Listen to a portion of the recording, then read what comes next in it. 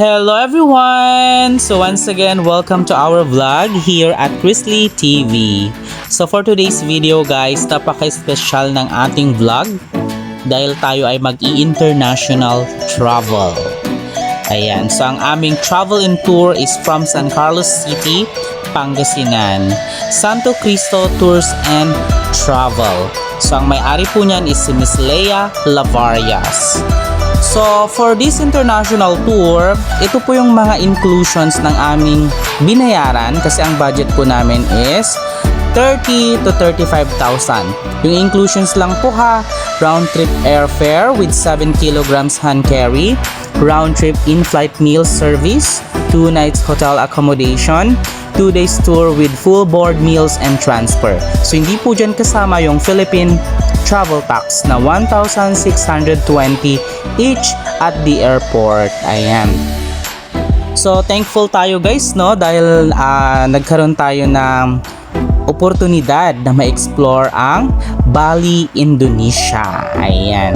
So, this is our first ever international tour. So, at this moment guys, papunta na kami ng Manila. So, bali nag-commute kami from Dagupan City going to Manila. So, dyan lang kayo guys. Stay tuned!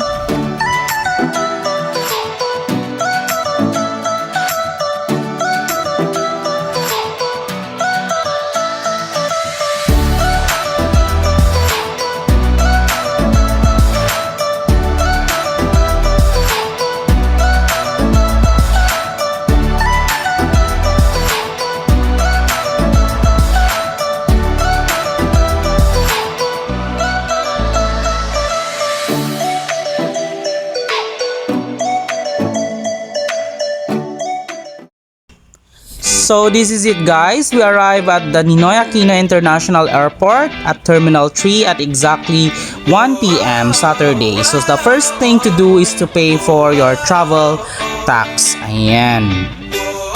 And this is the next step, you need to have your boarding pass, issuance of your boarding pass.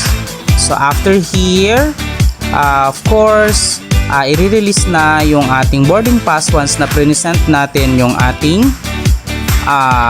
flight. Ayan, yung ating information about this Bali, Indonesia flight.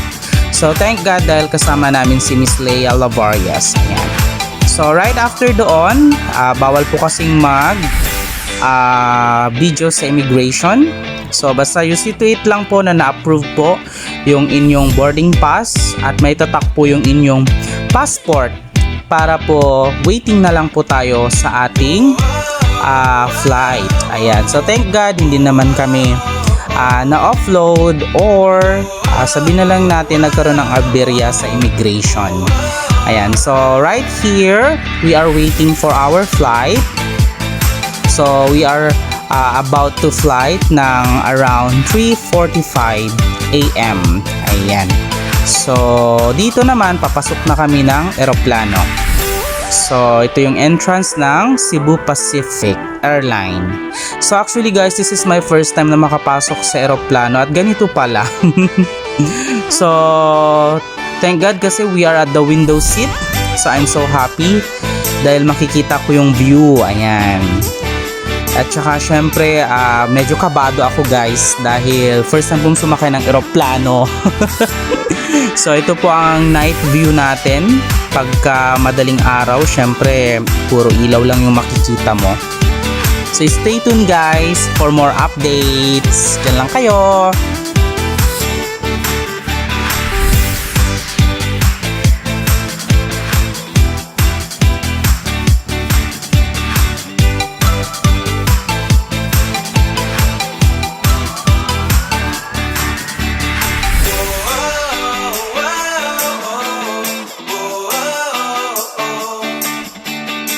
So, for our in-meal flight, meron po tayo ditong beef adobo. So, bali, ito na yung kasama sa ating binayaran dun sa inclusions po ng ating package for this 3 days and 2 nights Bali, Indonesia tour. So, this is the window view guys. So thank God, ganyan pala. So how about the comfort room? Ganito po ang comfort room sa Cebu Pacific Airlines. So syempre alam nyo na, video ako para alam nyo po. So ganito po yung CR, ayan, sa eroplano. Sa mga hindi pa po aware dyan, okay? So no bashing. So pinapakita ko lang po para sa mga hindi pa po naka-experience ng pagsakay po sa eroplano. And we have also this sa loob ng eroplano. We have the menu book. So, pwede kang umorder dyan ng bread. Ayan. Pwede kang umorder dyan ng drinks mo, ng chips. Ano pa? I guess meron pa dyang mga cup noodles. Ayan. Mga hot meals. And also, ayan po. Meron po silang mga information about sa pre-ordered meals. So far, okay yung luto ng kanilang beef adobo. Masarap. And also, meron din silang ganito. So, mga drinks dyan. Ayan po. Piatos, chippy, ayan. And this is also the briefing card. So, ito po ay napaka-importante para sa inyong safety. So, kung ano yung mga dapat gawin pagka nasa loob ka na ng eroplano, kung saan mo pwedeng ilagay yung mga gamit mo. And also, pag na-boring ka, meron din silang mga magazine na pwede mong basahin. So, talagang medyo nakaka-boring pag nasa taas na po yung eroplano dahil alam mo yung puro yung makina ng eroplano yung naririnig mo. Ayan. So, I advise na magdala ng earphones, ayan, so mag-download ng movie, at ano pa, siguraduhin mong meron kang pagkakaabalahan kasi yung flight namin is 3:45, so ang expected arrival namin sa Indonesia is around mga 8:40 or 8:30, something like that. So, this is the window operation during flight. Sa mga, syempre, first timer na kagaya ko. So, na-amaze ako. So, yan po yung kailangan nyong gawin. So, itaas nyo, baba nyo. Pag mainit, ayan. And, here naman, pagka malapit na yung, paglapag nyo, kinokolekta na po ng mga flight attendant yung mga kalat. At meron din silang voluntary charity donation na sasabihin sa inyo. So, if you are willing to help, pwede ka pong magbigay. Ayan. So, napakabait ng Cebu Pacific Airlines. So, may mga tinutulungan silang mga charity. So, this is the cloud viewing during umaga na yan. So, nakikita mo na lahat. And, syempre, na-amaze ako dahil first time ko. At ganyan pala yung ulap pag nasa taas ka na po ng talagang makikita mo na yung kabuuan ng mga kaulapan. So, diyan lang kayo guys. Please stay tuned for more updates, okay?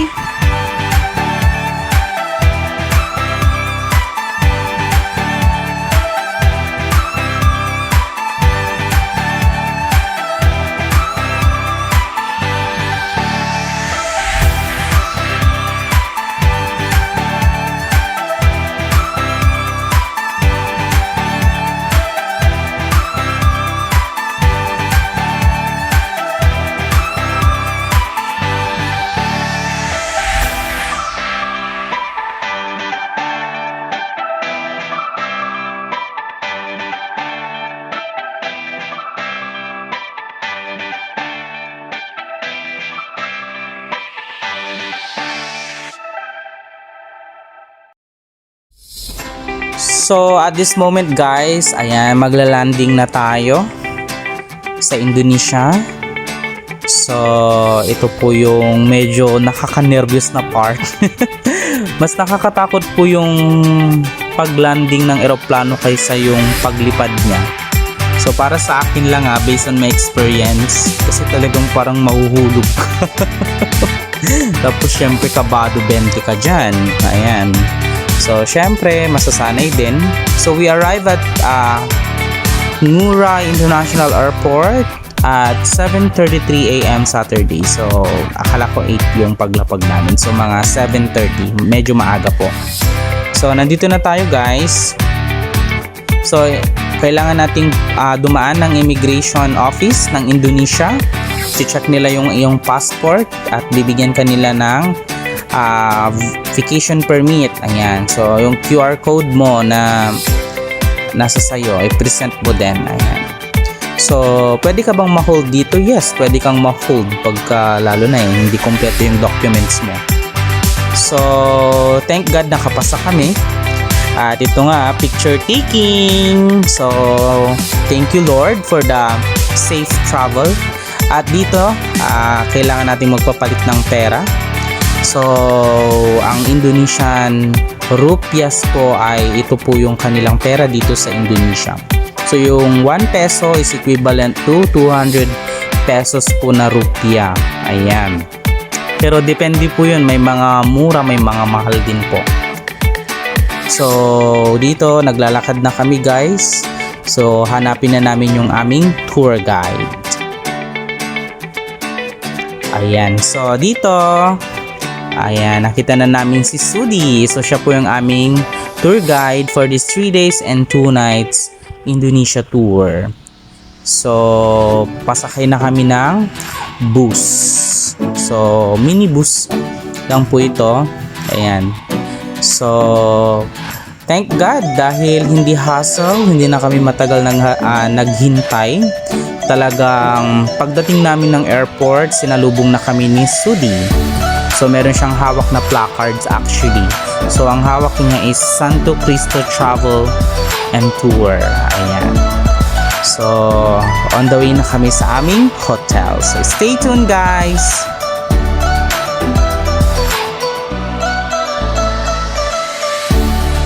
Okay, so nandito na tayo sa Grand Exura Hotel for our check-in.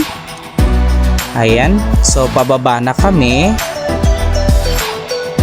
Mga 15 po kami. So, this is group tour.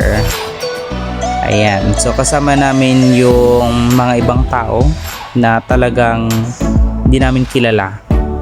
So, we're praying na okay ang lahat. Siyempre, sana magkaroon kami ng great bonding kahit hindi kami magkakakilala.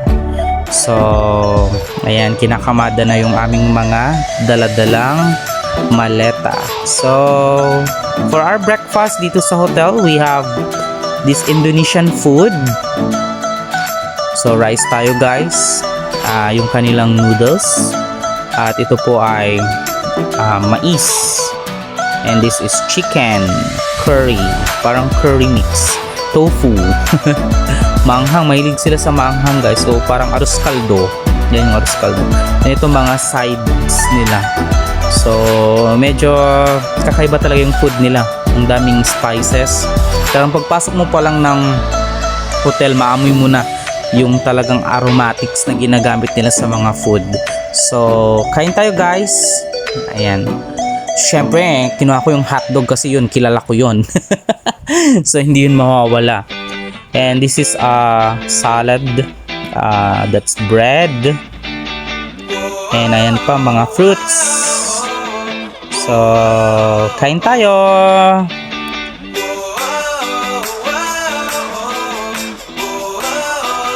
So, after namin kumain, inikot namin yung hotel. So, meron silang pool, of course.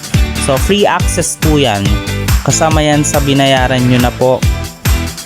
So, ito po yung mga drinks, hindi po yan free. So, pag mag-order ka, bayaran mo po, of course. Ayan po, so napakalinaw ng kanilang pool, napakalinis din po ng hotel. So, at this moment, we go to our first destination, which is the Mengwei Royal Temple. Ayan. So, dyan lang kayo guys. Stay tuned. Samahan nyo kami sa aming travel papunta ng Mengwei Royal Temple, which is our first destination.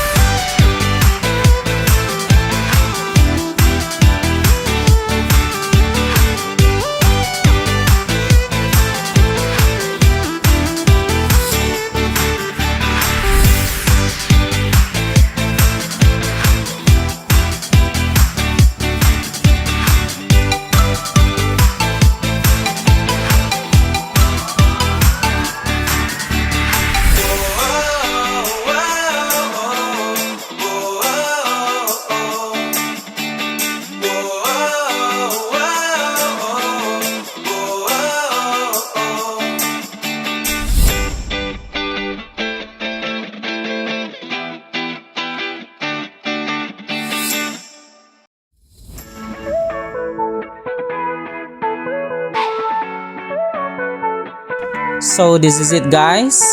Arrival at the Mengwei Royal Temple.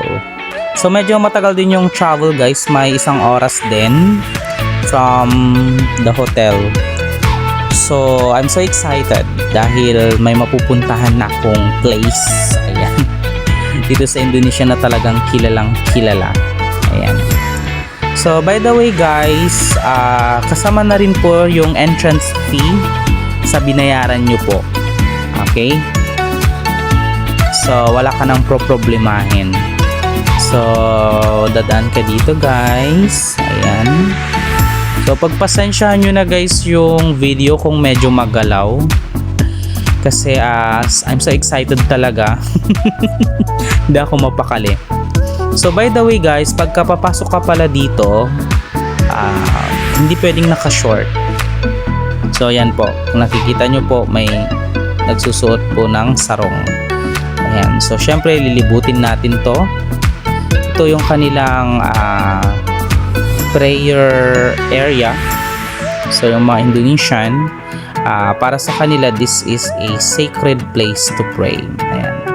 So by the way guys, pagka pumasok kayo dito, may mga makikita po kayong mga statue na may nakalagay po na flower sa right side. Ayan. So yung kalachuchi po kasi dito sa Indonesia ay isa sa mga important flowers na talagang kailangan meron po sila kasi according to our tour guide ay itong flower na to ay nagsisimbolize po siya ng offering para sa kanilang mga gods and goddesses. So here ay yung kanilang gallery, yung history ng Mengwei Royal Temple. So century daw po ito nung na-build, so matagal na. And up to this time po ay nagpapatuloy pa rin yung operation at talagang mapapansin mo na napaka-old pero napaka-sacred nitong place na to. So ito naman yung kanilang theater. So of course bilang bisita meron silang plinay na historical background nung place na to. So of course papanoorin natin yan. So ito na po, pinapakita po dito sa video na to yung kanilang rich tradition and culture. Ayan po. So talagang napaka-devoted ng mga Indonesian sa kanilang mga gods and goddesses. So kung mapapansin nyo guys ay talagang napakaganda nung lugar na ito at masasabi kong hindi mo malilimutan yung Indonesia once na nag-tour ka dahil mababait din po yung mga tao. Talagang makikita mo dito na very madasalin sila at talagang marespeto din. And then of course pinatapos namin to guys dahil gusto ko talagang malaman kung ano yung tungkol sa lugar na to. And at this moment papunta na po kami sa Mentari Restaurant for our lunch. Ayan. So please stay tuned. Diyan lang kayo.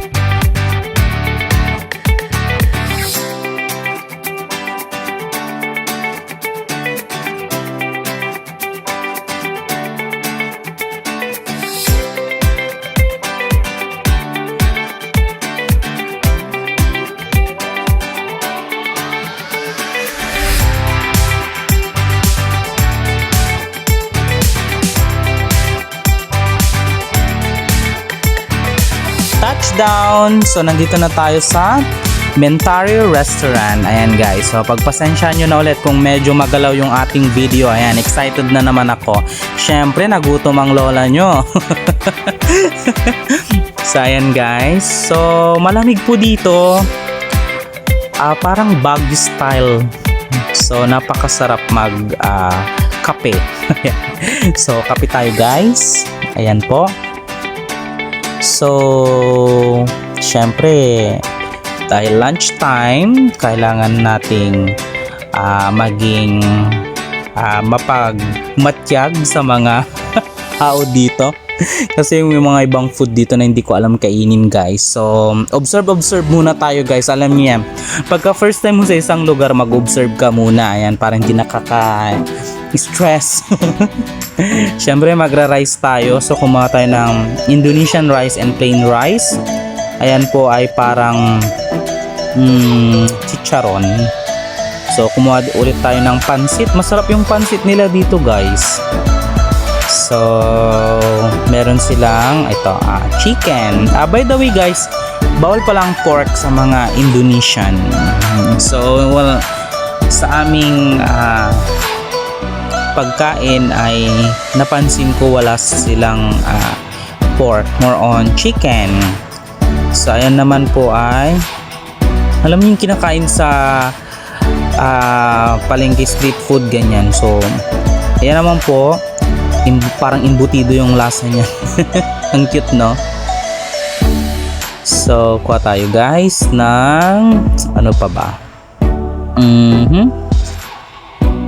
Ayan, so parang kangkong pero hindi siya parang kangkong lang. Ayan, so yung iba hindi ko alam guys kung ano yung tawag nila, basta makukumpara ko siya sa parang merienda. Ayan, so parang ano to, maruya. Ayan, so kuha tayo and then kain na tayo.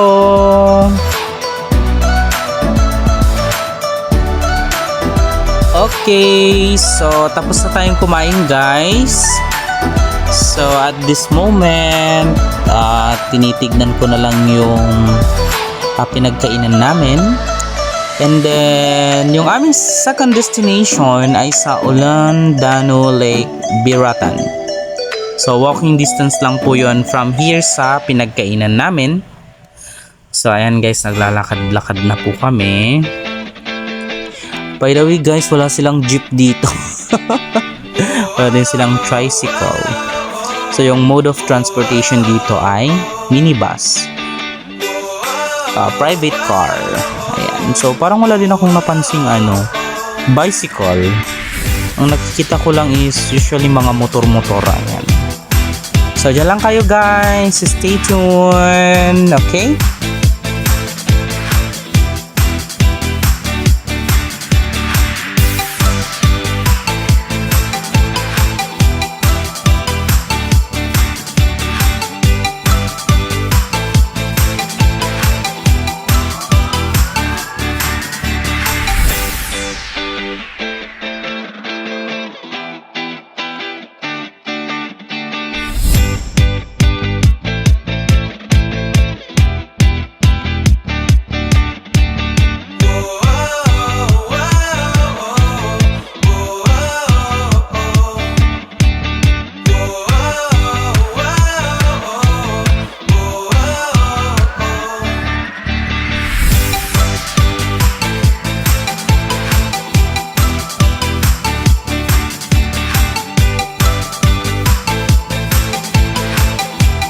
So this is it.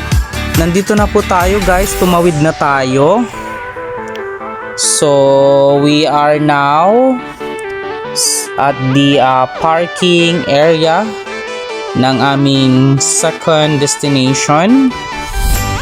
So again, pagpasensyahan nyo na po yung aking video dahil ako po ay super excited na naman. Kaya medyo magulo talaga yung ating pag-video. Ayan. So we are entering now the Olandano Lake, Biratan. So, pasensya na rin po kung nagkakamali tayo sa mga pronunciation. Ayan guys. So, ayan po, nabayaran na rin po yan. Wala na tayong po problemahin sa ating entrance fee dito. Okay? So, please enjoy watching this video. So, wag kayong aalis. Stay tuned. Ayan. So, makikita nyo na po yung place na ito. So, malamig po dito guys. Ayan. So, tara guys, lakad-lakad tayo. Ayan. Ibang daming tao. Ayan. So, excited tayo dyan. Kaya magalaw talaga ang ating pagbibideo. Ayan.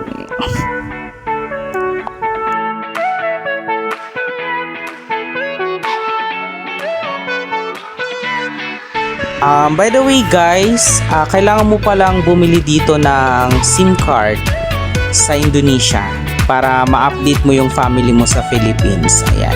So yung kanilang SIM card po ay 250,000 rupias.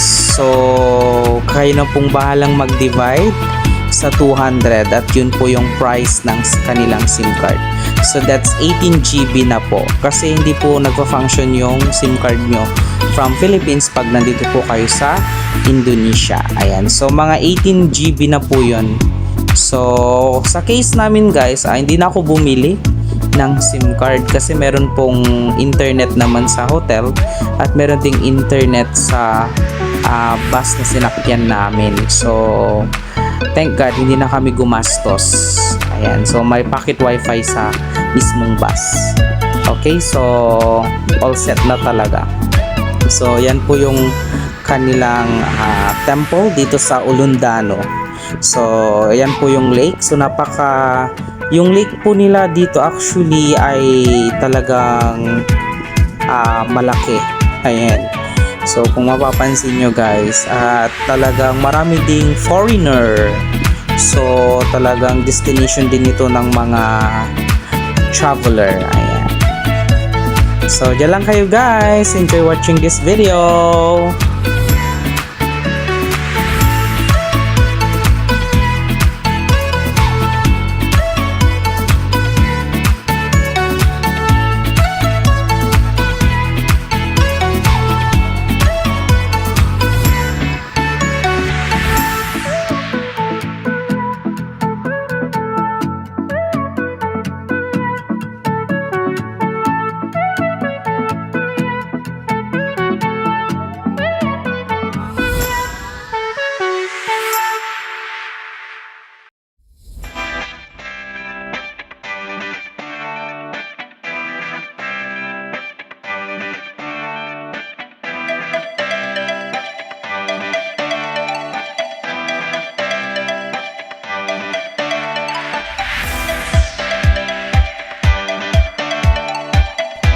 Okay guys, so pa-exit na kami. Ayan. So we are now going to our third destination, which is the last in our itinerary for this day 1, which is the Tanalat Temple. Ayan. So tara guys, samahan nyo kaming mag-travel. Thank you for watching.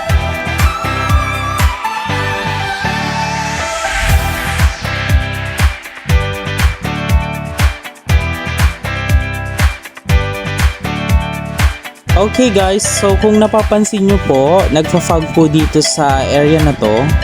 So talagang malamig po itong area na ito, malapit po sa Tanalat Temple.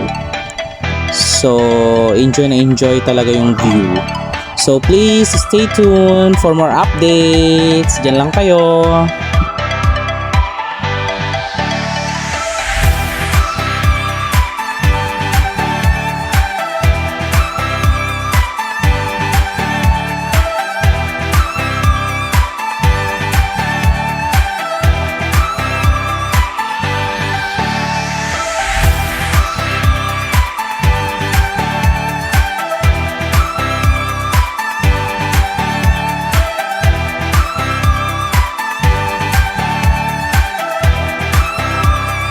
Okay, so at this moment, nasa Tanalat temple na po kami. So dito po tayo ngayon sa parking area. So naglalakad na po kami papasok po ng Tanalat Temple.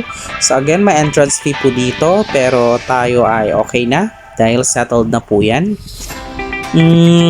May maraming bilihan po dito ng souvenir. Ayan po, kung mapapansin nyo po. Pero be careful sa pagbili ng mga souvenirs kasi may 7 kilograms hand carry lang tayo. So, bawal pong sumobra, magbabayad ka na po. Ayan. So, stay tuned guys. Keep on watching. Diyan lang kayo.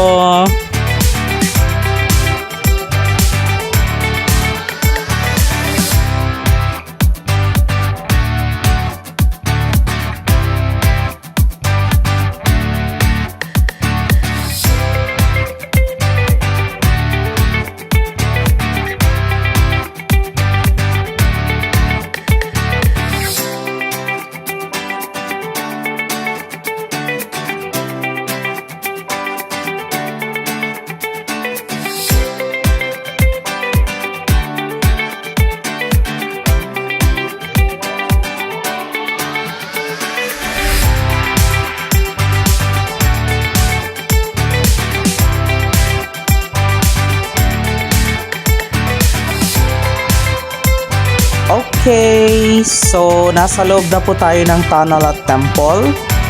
So, yung temple mismo po ay malapit po sa beach. Ayan, so banda pa po doon. So, actually ngayon daw po ay low tide. So, pwede nating makita yung temple. Pero pagka high tide naman po ay hindi po possible minsan kasi malakas po ang alon. Ayan. So, pag gusto mo rin daw pong makakita ng sunset, perfect sunset, ay pwede po dito sa Tanalat Temple. And also guys, marami din pong nagbebenta dito ng souvenir, yung naglalakad-lakad po. So, actually parang mura nga dito yung yung mga souvenirs po. Ayan. So, kung mapapansin nyo po, ayan, alon po yan. Tapos, ayan, move natin yung ating video. So, ayan po, ang dami-daming tao po. Ayun, yung kanilang temple. Ayan po. So, sa ngayon po, ay pwede po itong lakarin. Pero pag high tide na po, malakas po yung alon dito. Okay? So, please enjoy watching this video. Salamat!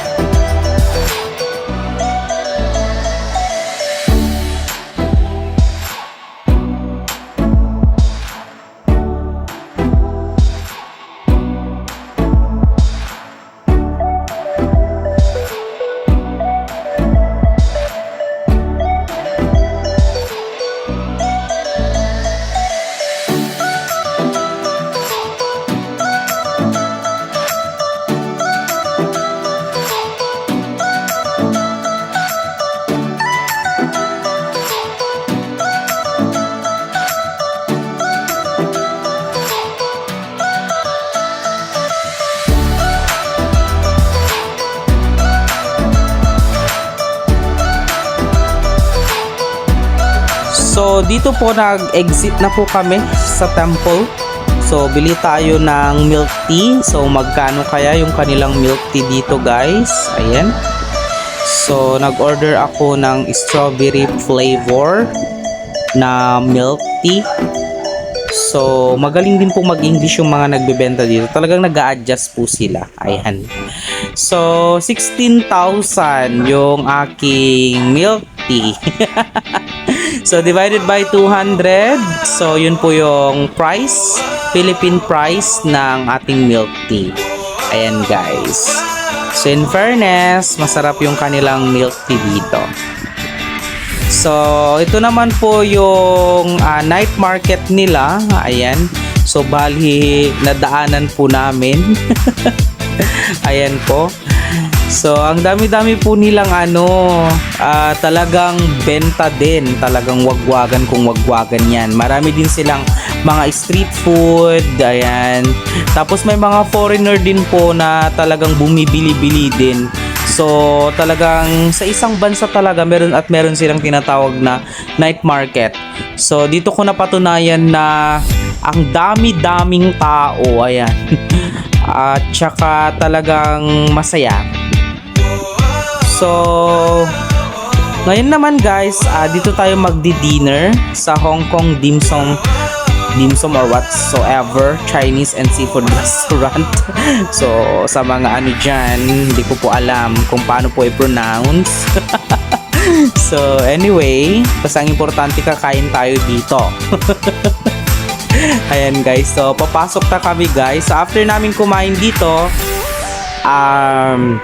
uwi na po kami. Ayan, so pwede kang magpaluto guys. So may mga buhay po sila ditong mga shrimp, mga isda. So kung gusto mong fresh na fresh yung food, ay talagang ma-amaze ka dito. Pwede kang magpaluto. Ayan guys, so actually na-order na po yung aming food.